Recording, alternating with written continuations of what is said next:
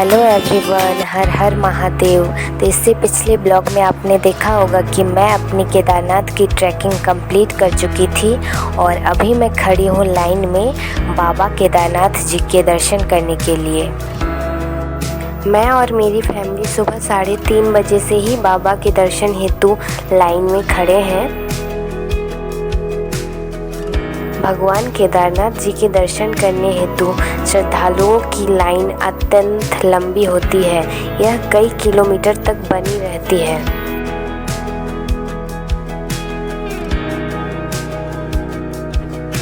कई घंटों तक लाइन में खड़े रहने के बाद हमें बाबा के मंदिर के दर्शन हो रहे हैं।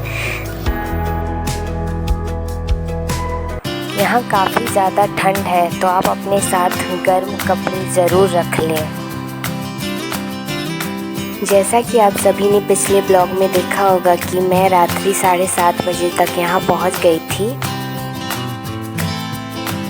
और मैंने मंदिर के पीछे ही एक टेंट लिया है, उसमें ही हमने स्टे किया है।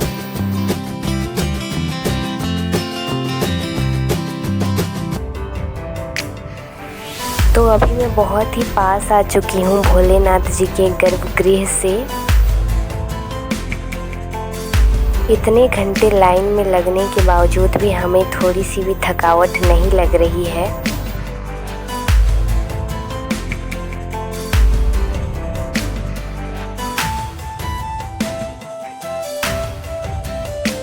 तो फाइनली मुझे और मेरी फैमिली को बहुत ही अच्छे से प्रभु केदारनाथ जी के दर्शन हो गए हैं और मंदिर में कोई धक्का मुक्की नहीं हो रही थी। लोगों को लाइन में बारी बारी से प्रभु केदारनाथ जी के दर्शन कराए जा रहे थे। हमने खूब अच्छे से प्रभु केदारनाथ जी के सामने शीश नवाया, उन्हें अपने हाथों से स्पर्श करके उनके आशीर्वाद लिए, तो मुझे काफ़ी ज़्यादा अच्छा लग रहा है।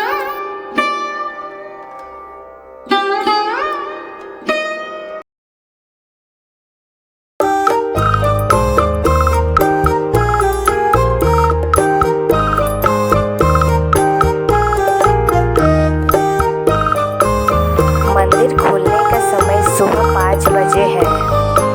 फिर उसके बाद भोलेनाथ जी की पूजा की जाती है पुजारियों के द्वारा।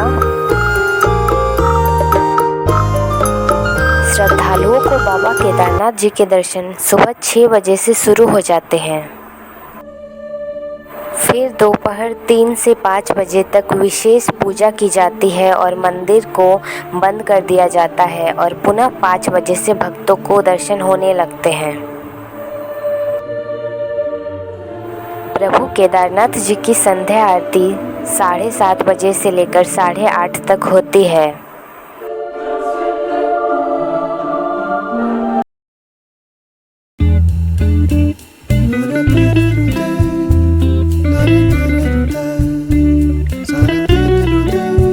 यहाँ पर कई सारी दुकानें हैं जिनमें आप प्रभु केदारनाथ जी को अर्पित करने के लिए गंगा जल एवं प्रसाद ले सकते हैं। केदारनाथ मंदिर भारत के उत्तराखंड राज्य के रुद्रप्रयाग जिले में स्थित हिंदुओं का एक प्रसिद्ध मंदिर है। केदारनाथ मंदिर 12 ज्योतिर्लिंगों में से एक है।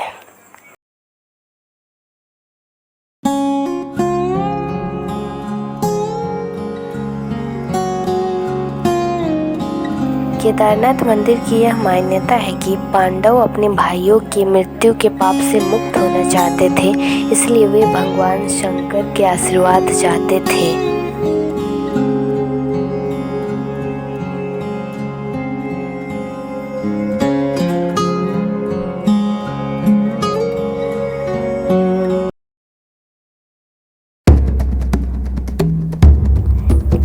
किंतु भगवान शंकर पांडवों से नाराज थे, इसलिए उन्होंने एक बैल के रूप को धारण कर लिया और एक बैल के झुंड में जा घुसे।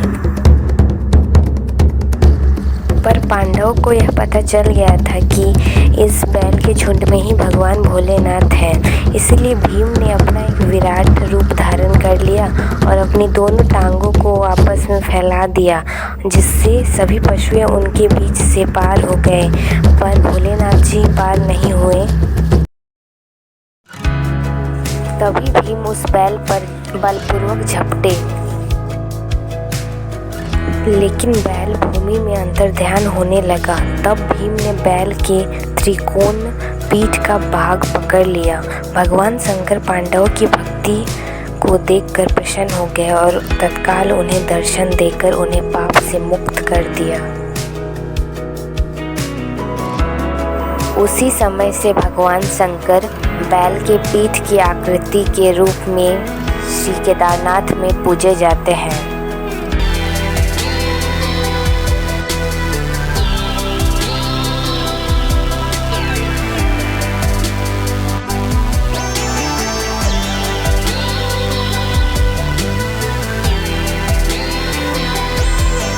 मंदिर की ऊंचाई काफ़ी ज़्यादा है। यह जो आप देख रहे हैं ये मंदिर के साइड का पोर्शन है और यहाँ कई साधु संत यहाँ तपस्या करते हैं, उनसे भी आप आशीर्वाद ले सकते हैं।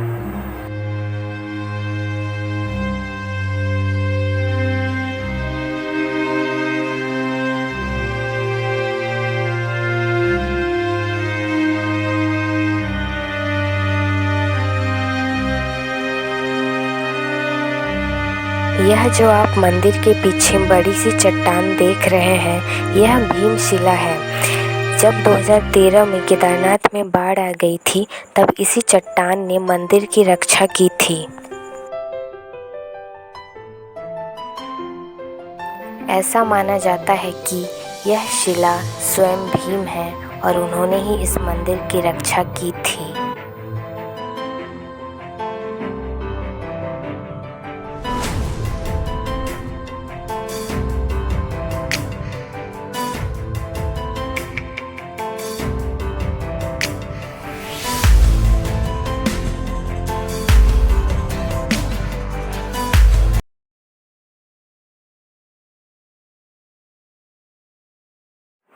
तो अभी मैं जा रही हूँ आदि शंकराचार्य जी के दर्शन करने के लिए।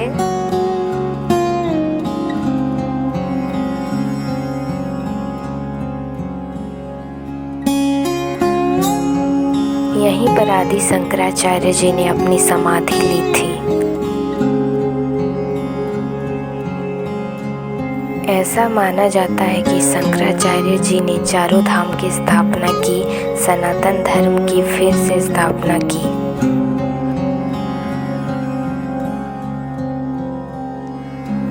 जब उनके कार्य पूरे हो गए तो उन्हें लगा कि जिस उद्देश्य से उनका जन्म हुआ था उन्होंने उस कार्य को पूरा कर लिया है। तब वह अपने शिष्यों के साथ केदारनाथ धाम के दर्शन करने आए। वहाँ उन्होंने भगवान शिव के दर्शन किए और वहीं पर उन्होंने अपने शरीर को त्यागा और इस जगह को ही आदि शंकराचार्य की समाधि स्थल भी कहा जाता है।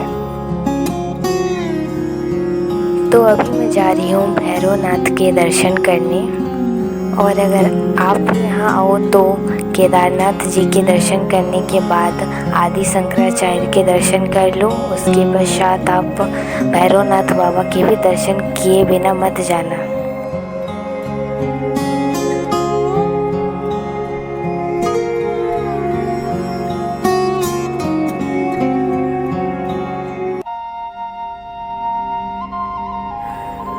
हिंदू धर्म की मान्यताओं के अनुसार देश में जहाँ जहाँ भगवान शिव के सिद्ध मंदिर हैं वहाँ वहाँ काल भैरव जी के मंदिर भी हैं और इन मंदिरों के दर्शन किए बिना भगवान शिव के दर्शन करना अधूरा माना जाता है।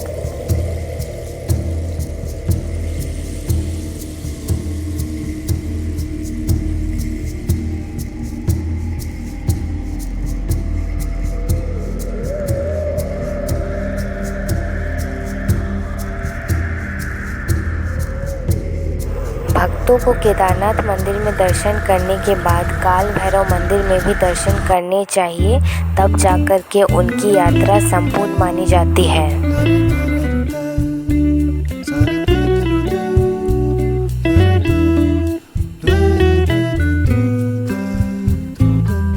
काल भैरव जी का मंदिर केदारनाथ मंदिर से केवल 1 किलोमीटर की ही दूरी पर है।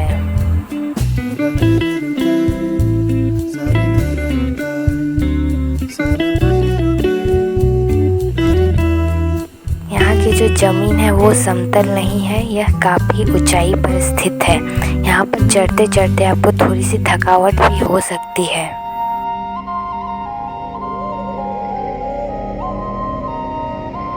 तो फाइनली मैं पहुँच चुकी हूँ काल भैरव बाबा के मंदिर में, और यहाँ पर आप देख सकते हैं बहुत ही तेज़ी से हवा चल रही है। काल भैरव बाबा को सरसों के तेल, तिल के तेल अर्पित किया जाता है।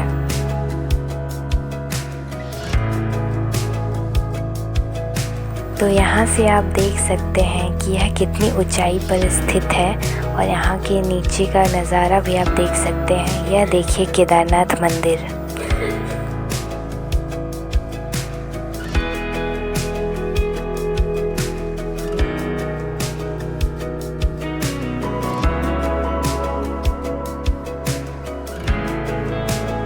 तो बाबा काल भैरव के दर्शन करने के बाद हमने यहाँ भंडारे में खाना खाया।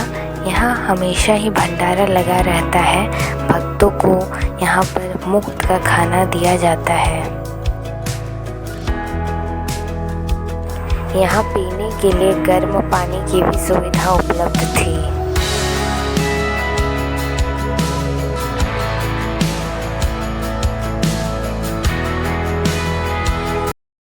तो अभी दोपहर के 12 बज रहे हैं, और अभी भी आप देख सकते हो कितनी लंबी लाइन लगी हुई है प्रभु केदारनाथ जी के दर्शन करने हेतु। और यह तो आप यहीं तक देख रहे हैं, इससे भी कई किलोमीटर तक लाइन पीछे बनी हुई है। आज का मौसम यहाँ का काफ़ी ज़्यादा अच्छा है। जब हमने दर्शन कर लिए उसके बाद यहाँ धूप भी खिली हुई थी।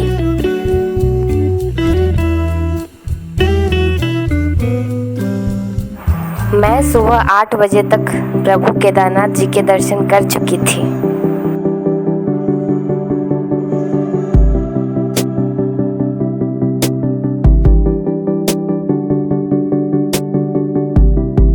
मैं आप सभी को भी यही सजेस्ट करूंगी कि आप भी सुबह जल्दी लाइन में लग जाएं।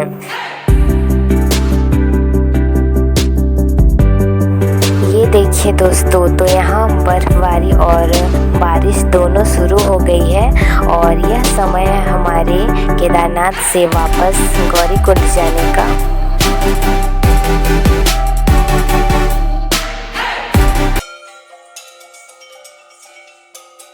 ये जो आप देख रहे हैं प्लास्टिक से कवर, ये सब है पिट्ठू, और इन्होंने इसे प्लास्टिक से कवर करके रखा है ताकि यह बारिश से भीग न जाए।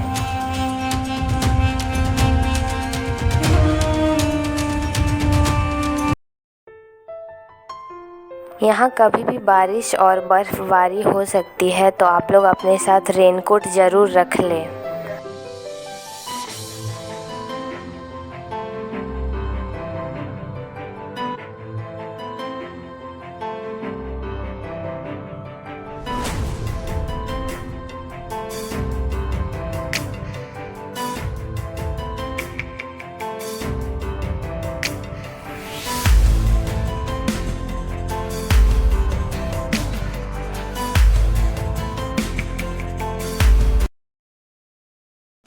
तो यहाँ काफ़ी ज़्यादा स्नोफॉल हो रही है, और मैं फ़र्स्ट टाइम स्नोफॉल में भीग रही हूँ, तो मुझे काफ़ी ज़्यादा अच्छा लग रहा है।